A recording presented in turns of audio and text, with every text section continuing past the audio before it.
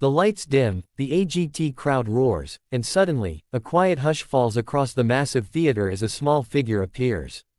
A Filipino boy, no more than 13, steps nervously onto the stage. His shirt is neatly ironed but worn, his jeans slightly faded, and in his hand he carries a simple wooden guitar with scratches that tell the story of years of use. But what draws everyone's eyes isn't just him, it's the dog walking loyally by his side. A small, brown, scrappy-looking dog with alert ears and a tail wagging furiously trots next to him, as though he knows he belongs there too. The audience murmurs in surprise, and even the judges exchange curious looks. Heidi leans forward, her face lighting up with interest.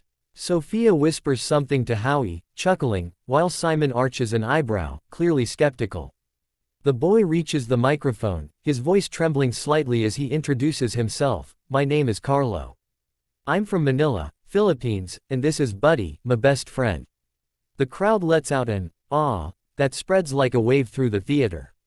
He explains, with a shy smile, that Buddy was a stray he found on the streets when he was struggling to earn money playing guitar. They became inseparable, and Buddy learned to sing along when he practiced.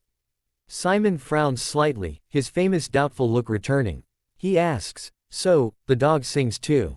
The boy nods earnestly, hugging Buddy closer. The crowd laughs, half expecting a gimmick. But beneath the boy's nervousness, there's a quiet fire in his eyes, a mix of courage and desperation, the kind that comes only from someone who knows what it means to fight for every chance. The judges give him the signal to begin, and the stage falls silent, waiting to see what will unfold. Carlo sits on a stool at center stage, his dog Buddy resting beside him, tail thumping against the floor. He gently strums the first chord on his guitar. The sound is raw yet rich, echoing across the silent theater. The audience immediately quiets, drawn in by the heartfelt vibration of the strings. His voice enters, clear, soulful, and unexpectedly powerful. The lyrics are about friendship, survival, and hope, words that feel almost autobiographical. Each note carries the struggles of a boy who sang on busy Manila streets just to put food on the table, now standing in front of the world. As he reaches the chorus, something magical happens. Buddy lifts his head, ears twitching, and lets out a soft, melodic howl. At first, the audience giggles, but then they realize, it isn't random. The dog's howling blends with Carlo's singing, like a second voice harmonizing with the guitar. The unlikely duet fills the theater with a mix of laughter, awe, and emotion.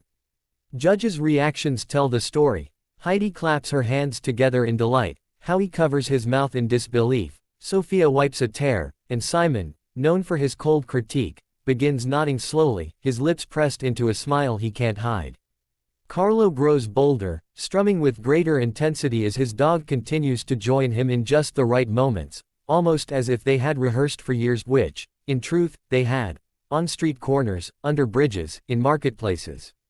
The camera pans to the audience, now on their feet, cheering and clapping along.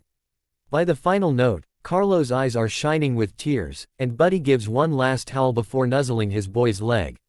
For a moment, the entire theater sits in stunned silence, before erupting into a standing ovation. The ovation seems endless, the cheers and whistles echoing through the grand hall. Carlo clutches Buddy tightly, overwhelmed by the wave of love from thousands of strangers. When the noise quiets, Heidi speaks first, her voice trembling. "That was one of the most beautiful, pure things I've ever seen. The love between you and Buddy, it's magical." Sophia nods, adding, "I can't stop crying. You reminded us of something so simple yet so powerful, that music is love, and love can come from anywhere, even from a boy and his dog." Howie leans in, his tone warm. "You, young man, are proof that talent doesn't need glitter, or fancy costumes, or a huge stage. Sometimes all it takes is a heart, a guitar, and a best friend." The crowd roars again. Finally, all eyes turn to Simon. He sits forward, elbows on the table, his voice unusually soft. "Carlo, I've seen thousands of performances.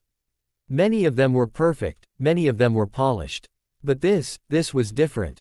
It wasn't just a performance, it was a story of survival, love, and hope. You reminded all of us what music is truly about." He pauses, his eyes glistening slightly, then slams his hand down on the golden buzzer. The entire theater explodes in celebration.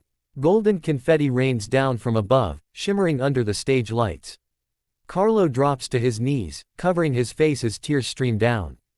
Buddy barks joyfully, jumping around in the glittering storm, tail wagging furiously. The boy hugs his dog tightly as Simon walks onto the stage, placing a reassuring hand on Carlo's shoulder. Cameras capture the unforgettable moment: a boy, his dog, and a dream bathed in gold.